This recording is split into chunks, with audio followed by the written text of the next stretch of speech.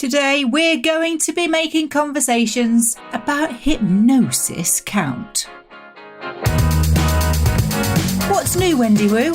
Well, we've cracked over 1,000 downloads just of the show resources. So where you see the show notes, we've been putting documents from the guests with some free tips, tricks and help. Over on the website, you've got offers. So make sure you take a look at what our guests are leaving for you and let us know what the best tips have been for you.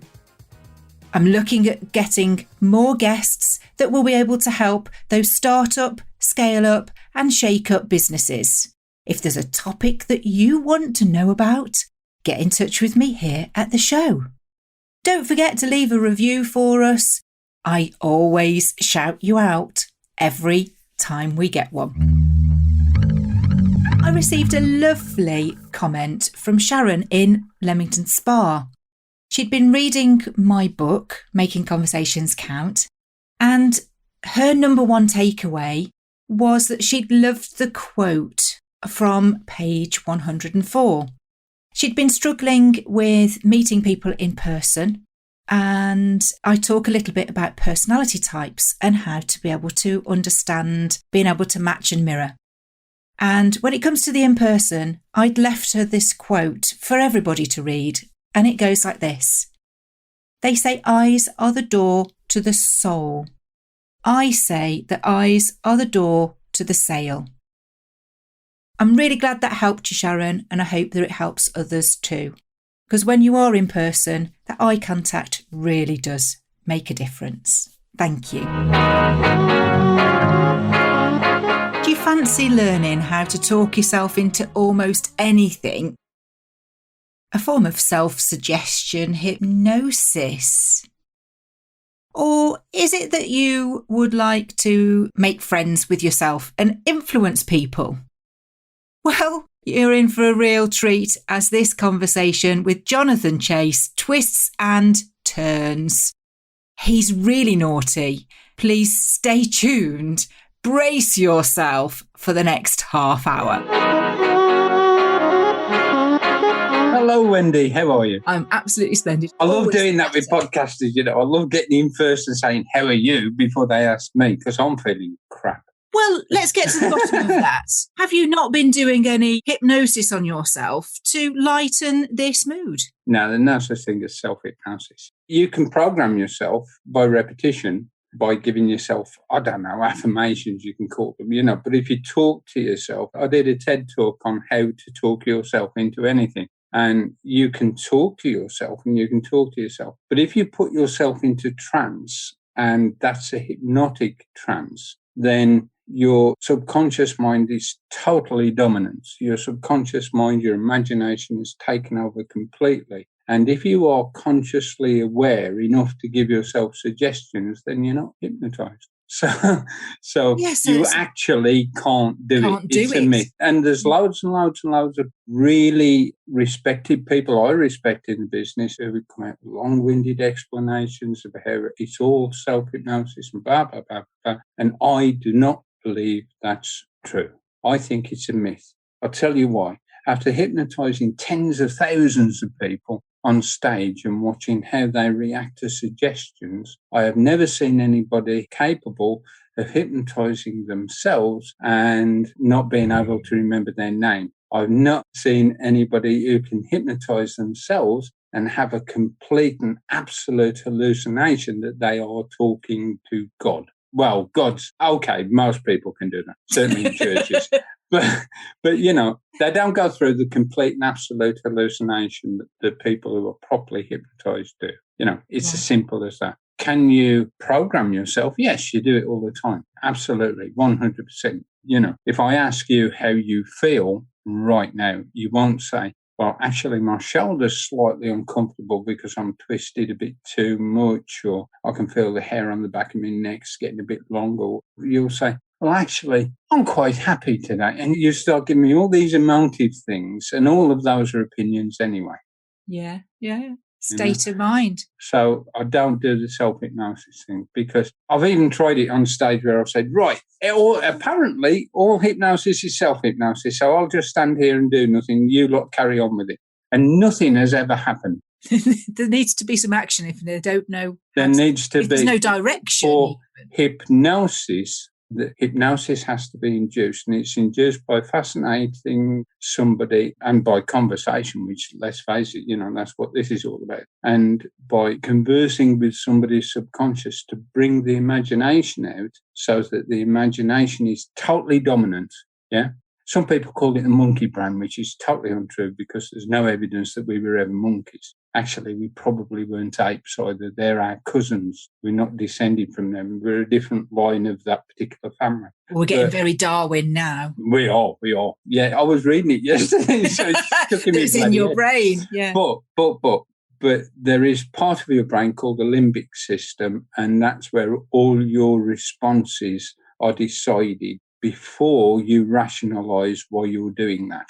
Yeah. So everybody responds at that level. And as far as we can tell, the limbic system is where the imagination is where the subconscious lies. And that's the bit that we want totally dominant. When that becomes dominant, yeah.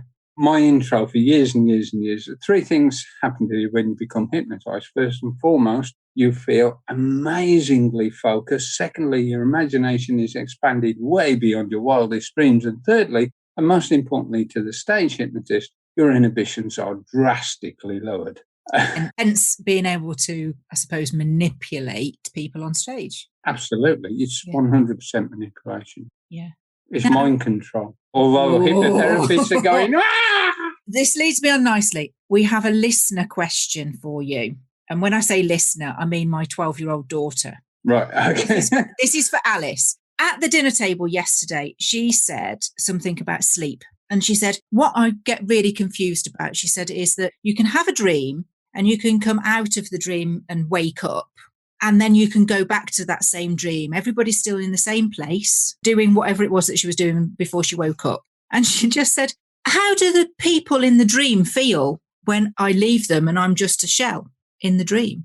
And I thought, oh, God, how do I answer this? Because I could understand what she was trying to say. Okay, right. I was listening to another podcast earlier this morning, fabulous podcast you should listen to. It's the only one that's free. It's Ricky Gervais and psychologist friend of his. It's called totallymental.com. If you go to totallymental.com, you get the first episode free, and then it's Ricky Gervais. So he charges you $14.95 for the other 10. Okay, yeah. But they're talking about this sort of thing. They're actually talking about dreams. And I loved what the American said to a very similar question when Ricky asked him. We don't know. We have no idea. We only have half an idea of what dreaming is and what it's for. We've got plenty of excuses why we dream that we've made up that are very logical and very cognitive. But literally, we don't know. We don't even know what's going on at a neurological level when we're dreaming. So the answer for a 12-year-old, for me, the perfect answer would be they will feel whatever you want. Oh, that's a good one. It's your dream. Yes. No, that is a good one, because that's really like affirming. I wish you'd have asked me that before we started this bloody thing. That's just off the top of my head. But I know what a professional you are, Jonathan. And it's about feeling like you're in control, isn't it? So if you start to worry about something that's on a different plane, whether that's be dreaming, whether that be daydreaming even, or if you're really struggling to focus, it is that ultimately we are in charge of ourselves and we can take back control. And I think this is where hypnosis can help if you get the right help. Yeah, it depends. On a therapeutic level, what you're actually buying, what you're actually getting, most of the time of most people is some psychotherapy. And there may be some relaxation involved in that. And they may induce trance and that sort of thing. That tends not to be in my book, and there are several. There's Deeper and Deeper, The Secrets of Stage Hypnosis. There's How to Be an Original You Hypnotist. see that? Oh, you're old enough, and actually, you're the one, you bought it. How to Make Friends with Yourself and Influence People. Yes. But in my book, most therapeutic hypnosis isn't. There's some people like Tim Box who would be good to have on the show if he can ever find the time. He's a TEDx speaker. I love being able to say that. On my bucket list. I've been waiting for years and years and years to be able to say that. I did it virtually with a university in India last year. And what was your TEDx about? It's called How to Talk Yourself into Almost Anything. It's about talking to your subconscious mind as if it's a separate entity, because it is. Okay, yeah. On a mental level, it is. I mean, physiologically, there's not a little person living inside your head. Numbskulls. Well, not as far as we know anyway. But the subconscious and the conscious mental processes are very, very different, very separate. So if you want your subconscious mind to do something, go through an imaginative scenario where you put yourself on screen and you can say, right, okay, I'm talking to my subconscious now. What should I do? Just say the first thing that comes into your head. I think you should scratch your ear off. Oh, okay, I'll do that. That didn't seem to solve the problem. Oh, you want to solve a problem? And I have conversations like this with myself all the time, unless I take the medication. But if you talk to yourself, if you actually talk to yourself and have a conversation like that, then you're doing it, but you're doing it at a low level and it's not as effective. So if you want to change your mind, ask your mind why it's doing what it's doing. Would you say that talking out loud empowers your mind? Yes. Yeah. 100%. Yeah, I think there's a lot to be said. And certainly, I'm going to touch on this now. It's a big topic. We'll try and keep it tight. But social media, for example. Oh, right. There are conversations on millions of people talking to themselves. Yeah. But to me, it sort of can be a bit half-hearted. But I see a lot of conversations talking about the things that they worry about having a conversation about. Whereas had they just grabbed somebody that they respect, not necessarily somebody who's a friend or family, because they will agree with you and support you in everything that you do. You need somebody unbiased, I think, sometimes to give you that kind of honesty. You don't know my family. Well, they're from my neck of the woods, so I can imagine they're a good crowd. But it's that talking it out. It's like sometimes the problems that we think we've got, as soon as we say them out loud, we feel, oh, God. Now, it sounds as dumb as it is out loud, but in my mind, it was a big problem. So I think we ought to practice talking about these things out loud more, if it's not to anybody, to ourselves, perhaps. Well, there's that old adage, talking to yourself is the first sign of madness. The first sign of madness is not listening. Yes. That's the thing, because we don't listen to ourselves, and and I know. We're having a conversation with somebody and they'll say 97 million bad things about themselves. It's like looking at a load of psychopaths, schizophrenics, because most people are different online than they are offline. But not having a conversation with yourself is a wasted opportunity, because otherwise you go online and you can't mention that person down the road you don't like and what they did, unless they just happen to be exactly the same history as you, the same ancestry as you, the same DNA as you. I didn't say race. The same belief system as you. I didn't say religion. And the only person they can actually have a go at now is themselves, and they do. It's like cannibalism of the mind, really, isn't it? I like to keep all my conversations positive, to have some value or some purpose, to reach somebody as much as an affirmation to myself as to anybody else, because I think that it's too easy to be negative. It's too easy to run things down when it's not going your own way. I'm a stoic. I don't see any sense in positive or negative. There just is what there is. And it just either works for you or it doesn't. I knew that I was going to get the word. I think the productive overrides positive every day. Do you know why? I'll tell you why. Because you can do productive thinking. You can think, right, I live my life in a wheelchair. How do I get to the top of that mountain? Well, first of all, I'm either going to need a team of rugby players who want to lift me up there, or I'm going to need a helicopter. And I can do that no matter what mood I'm in. I don't have to be in a whole happy, cheery, positive mood to be practical. Yeah. Yeah. But I don't have to be in a negative mood to be practical either, because it's almost Hippocratic thing in personal development, where, you've got to think positively, but you've got to make mistakes, or otherwise you'll never learn anything. You've got to be comfortable, otherwise you'll never learn anything. But hang on a minute, if I'm uncomfortable and I'm making mistakes, I'm not feeling very positive. So what am I learning? But if you're positive, then you won't make mistakes. You're going to take the lesson. Yeah, I see that. I mean, it's the hypocrisy of the idea of personal development. Personal development comes from learning something new you didn't know yesterday. And you can do that. You can do that reading. You can do that by watching some video or something. You can do it by picking up a really, really good book like Subconscious Skill Success or something like that. I wouldn't promote on your podcast. That's not nice. I actively endorse it because I want listeners to be able to carry on the conversation, whether that be picking up the book and reading it, going to your website and seeing what videos or resources you've got. That is the point and purpose for me. The podcast, God, it's great. I get to have fab conversations with guests like you. Let's face it, you cannot think of anything else to do, can you? You just Well, no, yeah, this is my productive passion. That's a bit of a sin, but I can travel the world without a passport and have conversations with great people. People have been saying to me, hasn't lockdown been terrible? The roads have been quiet, shops have been quiet. There was no queue when I went down the front the other day and had a burger. The only people out and about were people of my age. I don't like senior or elderly, but more mature people. And I think it's a bloody shame we're getting rid of it. But a lot of people also have found that their borders don't need to be this tiny little physical thing where you're only available to that little physical world anymore.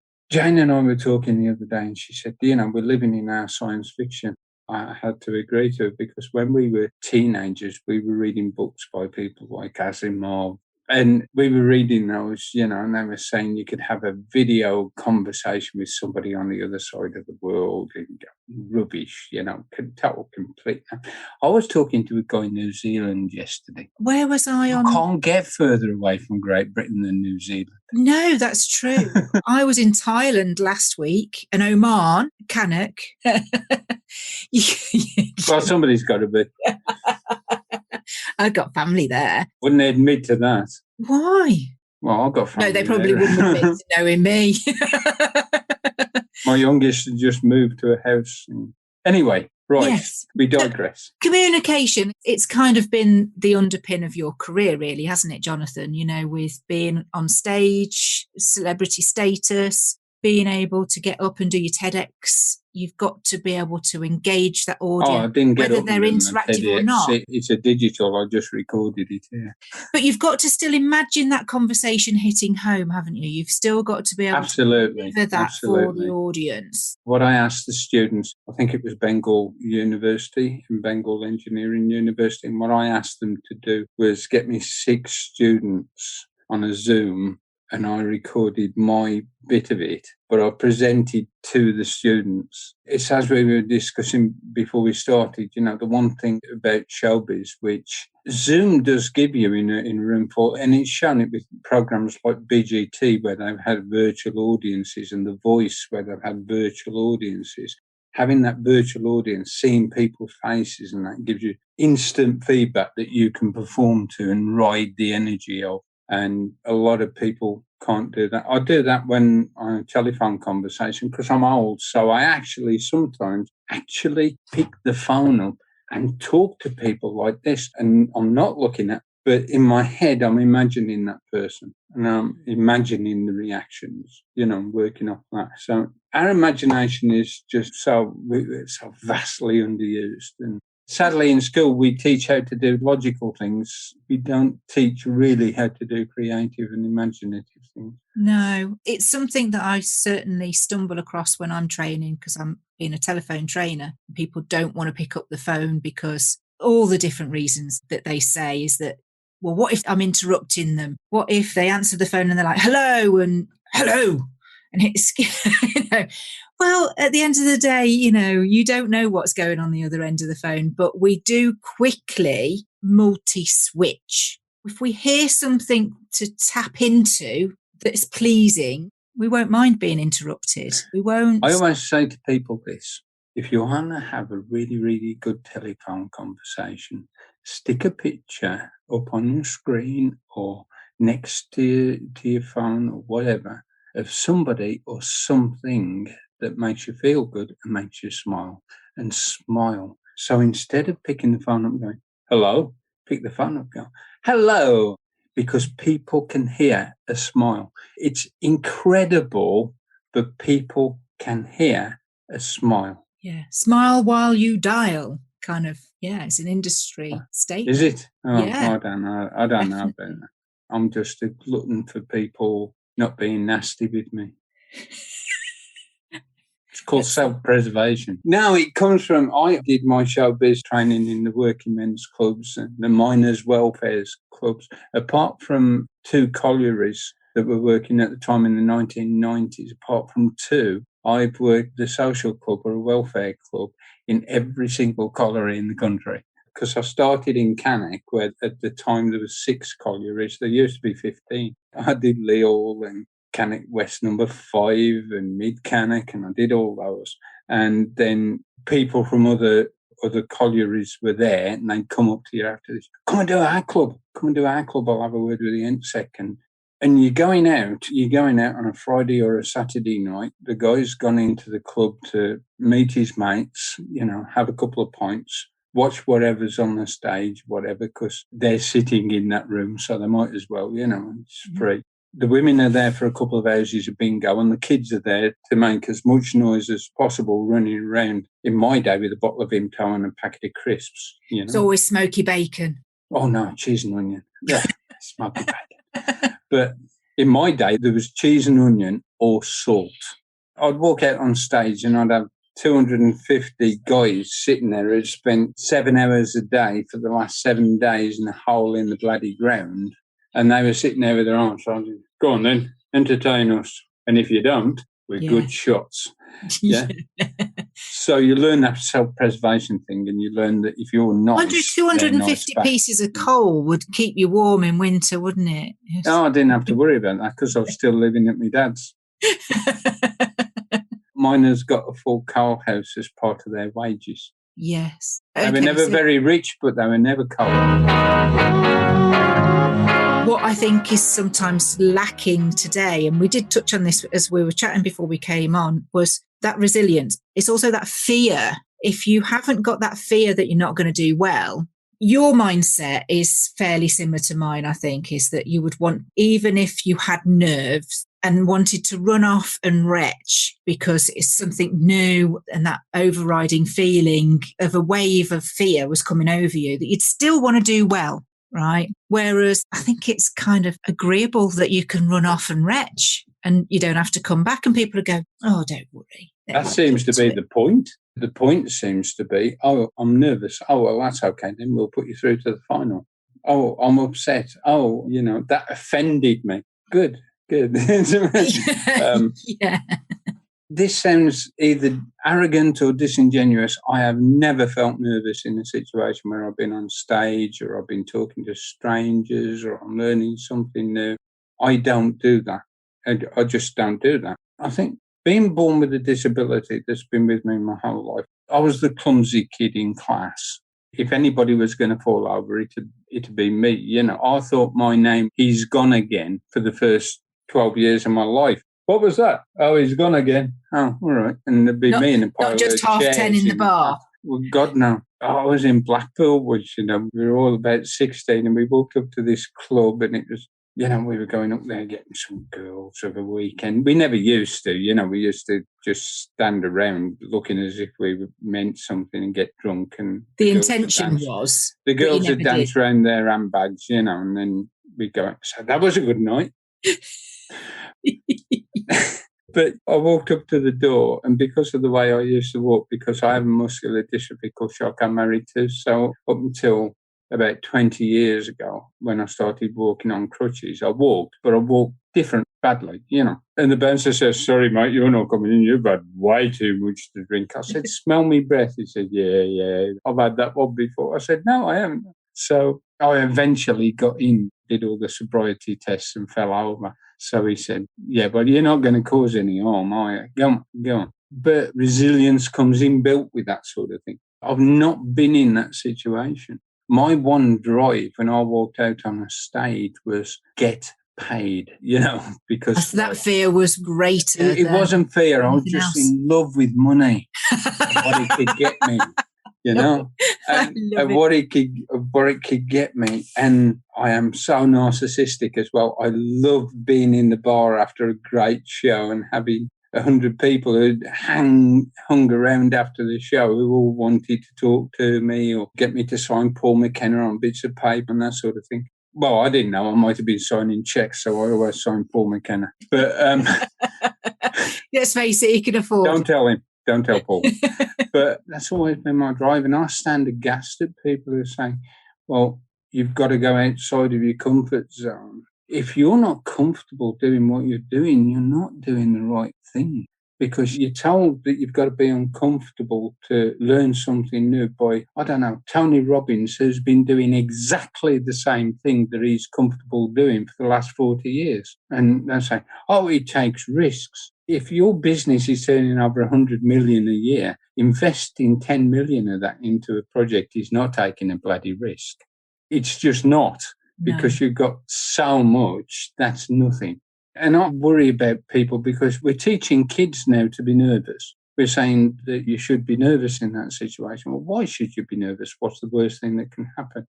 And my philosophy is to always ask yourself that question. Right, I'm going into this situation. What's the worst thing that can happen? What's the consequences if you don't do it? I usually say. I like what Alex Mandossian. Have you ever come across Alex Mandossian, the productivity guy? Great guy from America, lives mostly in Australia now. And Alex always said the same thing. It's not the ROI, it's not the return on investment, it's the COI, the cost of inaction. What's it going to cost you if you don't do it? Yes. You know, so it's no good being nervous about it. Two things that can happen in any situation. It works or it doesn't. Mm. And if it doesn't, you're exactly where you were when you started. Yet you tried. Well, you know, you can say that if you want. Yeah, okay. Da, da, da, da. But if you don't try, it's kind of then you've got nothing to test and measure it against, have you? So if you can't test it and if it fails, then you can change it. So you're going to always be hopefully progressing to something that is nearer to success if you're trying. What's your success? Or my success? How will you know? I've talked to loads of people. How will you know when you are successful? Ooh, that's got to be my opinion versus the rest of the world, hasn't it? No, because only your opinion counts for you. Nobody else's does. How will you know when you're successful? I'll be dead. Well, yeah, that's not very successful. Well, that's fairly easy to do. Stick a pen in your ear and then batter your head against the wall. That should do that. Fine, you know, you can think about it. People used to say to me, how do you know when you're successful doing what you do? The audience would stand up. And, you know, when 2,000 people stand up and do that, you can feel the wind. You don't feel it very often. You don't feel it every time, but that's when you know you're a success. And when somebody comes up to you afterwards and says, I enjoyed that. That's why, folks, listen very carefully. You should subscribe to this podcast. You should leave a review and say, Wendy's wonderful, because she is. Even though she's from Yoxall, she's wonderful. And that's a Staffordshire joke. That's a South Staffs and an East Staffs joke. You'd have to live there to understand that one. But yeah, it's very much a case of if you know what success is for you, then you can achieve that. If you don't know what it is, then you're never going to be successful, you know. I think it's quite an ambiguous question. Of course it is, and it's a very personal one. Because it's context as well. I would say that I'm more successful today than I am 10 years ago and 20 years ago and 30 years ago. And that's purely by starting to do the things that I want to do. Will I be more successful? God, I hope so. Don't we all? But I think it's the timing thing. I'm here right now because this is where I'm meant to be. This is what I love doing. So please don't take it away from me. Please listen. Please share this with your friends. Subscribe and review. Subscribe and review, folks. You can tell I sometimes do my own podcast. Subscribe and review. But yeah, no, look. The thing is, I agreed to do this podcast because we've had chats before through LinkedIn, and we've got. Now, I haven't been on LinkedIn for so long. I've got 984 notifications. Well, I'm glad that my name rose to the top of those, because that was kind of how I reached it. You're a follower, so you just came through the email. Otherwise, I wouldn't have saw it. But the thing is, like I said right at the beginning, I think practicality is better than positivity because you can be practical at any time. I'm a stoic. I'm very stoic. I don't do the then and when, and I'm not hobbled by my history, and I'm not fired by my future. And just like I'm doing this now, and we'll see what the result is. And if it makes me happy, do you know what? I'm successful. Mm-hmm. And if it brings the things that make me able to enjoy what I'm doing, then I'm successful, you know. And I think that is the sign of success, and loses some of its ambiguity. If you just say, right, okay, success is knowing that you did something you wanted to do well, it didn't harm anybody. I mean, because let's face it, we don't want to know about the success levels of people who are paedophiles or serial killers or stuff like that, you know, because their idea of success we would find only abhorrent. have to put the news on for that, don't we? We'd find that abhorrent, but to them, that's success. Yeah. Success to a criminal is not getting bloody caught. What's it called where you think that somebody is going to catch you out at not being very good at what you do? What's it called? Oh, the imposter syndrome. The imposter syndrome. What a load of rubbish. That is just a total excuse for doing nothing, if ever there was one, you know. Now, people that know me, right? Are you going to publish this? You're not going to yeah, there's quite a lot of people that know me. And I've said this before with previous guests, I think. You should never mention to me something that you want to do with passion and feeling and emotion, because if it means that much to you to voice it and to tell me, I will make sure I do everything to do it for you. I'll give you an example. My husband said, I love Rag and Bone Man. I'd really like to see him in concert. Booked. It might be next year, but it's booked. And that's how I apply myself to work as well, is if there's something that needs to be done, get it done. Take action. I wish you lived with me. I absolutely love putting the rubbish out. I love going to Tesco's and buying stuff. I love... You can do all that for me. Good Lord. Yeah, get yourself organised. Jonathan, one thing that I ask every guest. Oh, here it is. Yes. I'm prepared. Here it is. He's prepared. This is the bit that I really love, because I never know what anybody's going to say. And it is to share that conversation that can bring value to other listeners, maybe in a similar situation, and how you've handled that through conversation and what's happened afterwards can be a real blessing. It can be a real guide to us. So I'm going to sit back and I'm going to let you take over. Let me introduce you to somebody. This guy here, I'm showing Wendy a picture if you're listening to this. That guy is Jay Ruffley. He says the world's foremost hypnologist, which he isn't, because a hypnologist is actually a scientific term for somebody who studies sleep. But when I met Jay, he was a Cherokee knife-throwing act. He's from Liverpool. He's my mentor, my show business mentor. He taught me how to stage a hypnosis show. He taught me about comedy. He taught me about all sorts of things, using music, putting a show together, everything. But I'd been sort of lapping all this up for about 12 months after I learned to be a hypnotist. And I even went on hypnosis training courses with Will Proudfoot up in Scarborough and got all these nice bits of paper to make it easy to get a license to do a show. But I hadn't actually done a show. And I rang him up and we're talking one night, and I was going on about, when I'm doing my show, I'll be doing this, I'll be doing... He said, hang on a minute. Now, I can't do a Liverpudlian accent, otherwise I'd do it. But he said, hang on a minute. You will never make a stage hypnotist so long as you've got a hole in your bottom. He didn't say bottom, he said but, right? And that made me really angry. Next day, I was in my mate's leather shop where he made woggles for scouts and stuff. And the local police officer, the local Bobby, walks in for his usual morning cup of tea. And because we had beat police officers in them days.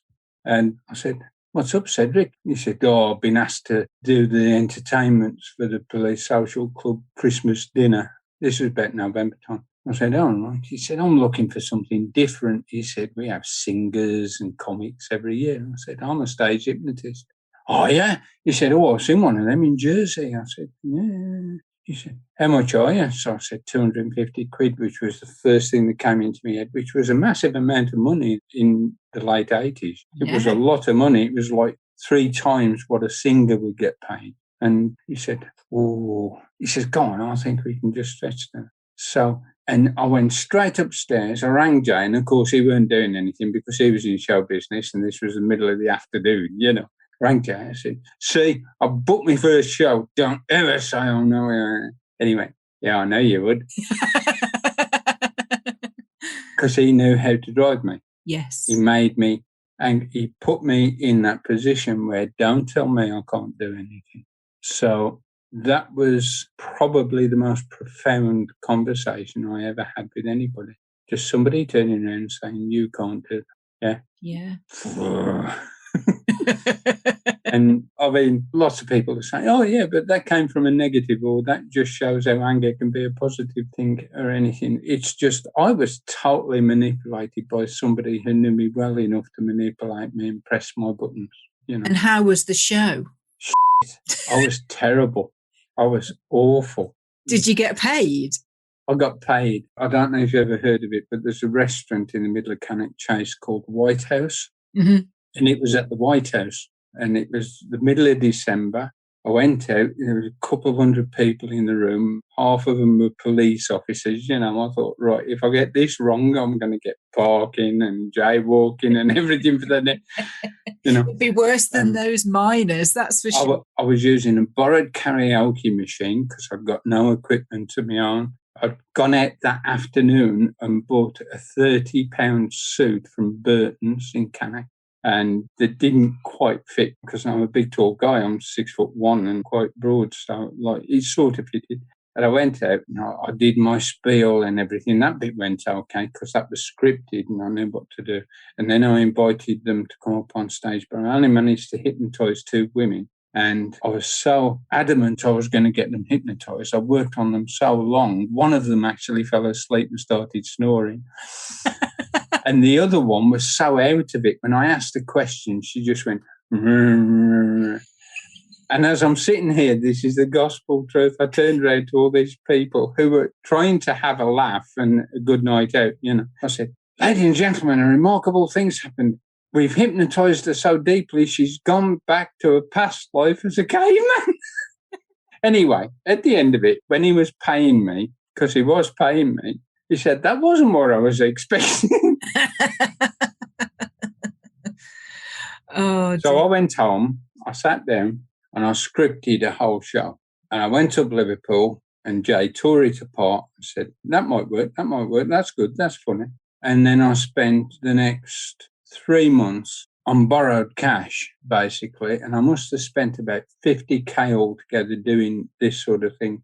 I went and watched every single stage hypnotist I could find that was working in the UK at the time. Ah, right. So I went and watched all their shows and just flowed in, mostly watching the audience, what the audience were reacting to and stuff like that. And of course, nicking stuff. You know, we have a saying in show business, nick the best, ignore the rest. And same in any industry. So you would nick it and rewrite it and make it your own. You know, I mean, let people say, "Oh, you shouldn't steal other people's stuff." Hang on a minute. There's only 12 notes on a guitar. You know, you can't reinvent the wheel, nick can you? stuff. No. And influence. And then the next time I went out, I stormed it. And then I don't think, this sounds arrogant, I don't think I totally died on my backside. That's what we say, you know, I died. I never got paid off. I never got anybody. There was one night that was really, really hard in a sergeant's mess, but the next day they'd just been told that they were going out to Iraq. So that was a very difficult night, you know, because people were saying goodbye to their families and going to war, you know. And that was a hard one. That was a tough one. It wasn't is probably the next worst one that I ever did. But I still got people up, we still got laughs, and still got rebooked for the next year, actually. But so, yeah, I think if you know the person you're having conversation with, pull chains, pull press buttons, you know what I mean? I'm all for being manipulated and for manipulating people if it's for their benefit. That's a hard choice. It's a hard choice. But. Yeah. Influence is a fine line, isn't it? Because like in sales, for example, it's got to be a win-win. But if the win is for them first and you second, then it becomes more about the motives, isn't it? If the motive is about you driving it for you to win, and it's just a subsidiary byproduct that they happen to win too, that's where my value... I don't know. The approach in show business, which is a business, let's face it, you're going to go out there, you're going to sell yourself to an audience. If you're somebody like Ricky Gervais or Billy Connolly or somebody like that, or Lee Evans, then the audience is already sold on the fact that they're going to have a great night, But if they've never seen you before, then you've got to sell that, and you've got to sell that to the audience. The only thing I can do is what I was always told to do by my gran. Do your best. Yes. And I go out and I do my best. And if my best got me a standing ovation in Derby and it gets a sort of a, the seal clapping when there's only one person, doing that. Sounds like a seal. You get a seal clap. Then in Stoke, then if I know I'm doing my best, I know it's not me, I know it's them. Yeah, I understand that sales have to be a win-win situation, but they rarely are. They're usually a win for the salesperson first because they're the ones making the profit. It depends, I suppose. It depends on what you're selling. Yeah, and how you look at it as to what the win is. Yeah. If the person who's buying is happy with what they've got and they haven't got any complaints, which is probably unusual nowadays, I should think, then that's fine. Yeah, that's just great. Be careful. There are lots of social media platforms where you can throw your spear for good or bad these days, isn't there? I was looking at Instagram and thinking, because I'm actually retired from teaching now, I don't teach. I've got a couple of people chasing me for mentoring. If they ask the right questions and answer the questions I ask in the right way, I might mentor them.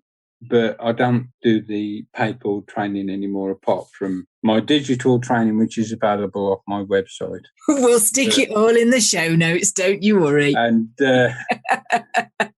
but as a place to produce art and to move people and to interact with people, to get people to smile or to get them to cry, whatever, I am becoming a total obsessive about TikTok. It's absolutely amazing platform where for a minute, I've got ADHD, I've got the attention span of a gnat. Actually, no, I've got the attention span of a gnat's toe, and really, really short, Somebody said, what do you think about that attention? I said, I think it's the way we've evolved. I think it's an evolution. I don't think it's a discrepancy of the human mind. It's the way we've evolved. I mean, we used to have to get an abacus out and we'll count on our fingers. Yeah, we adapt, don't we? Sum. We just pick a phone up now, don't we? And we just get the calculator and go, it's done. So nothing's faster than the speed of thought. Nothing. You react faster than any computer ever could. But in a much more complicated and diverse way as well, especially you, because you happen to be female. Did I say that? Did I say that out loud? You said that out loud. I said that out loud. There's a series that we've gotten into on TV. Don't know what channel it is because you have to press a lot of buttons. But it's called the OA. I don't know what the OA stands for at all. It's like a couple of years old, I think. And it's about this girl who is Russian and she has a near-death experience. And there's a scientist that gets 5 people together that have all had near-death experiences and he's experimenting on them, for want of a better word. I can't give it away because I haven't seen the end.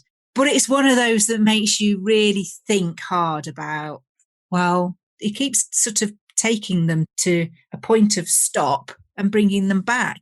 And there are scenes of this like dreamlike state. So one of the things that my career has sort of segued, I was a comedy stage hypnotist. I prefer a humorous hypnotist. But another thing that I did a lot of, I was the first one to do a series on radio, for Beacon Radio in Wolverhampton, of past life regressions. But I don't call them regression. I don't call it taking you back to your past life.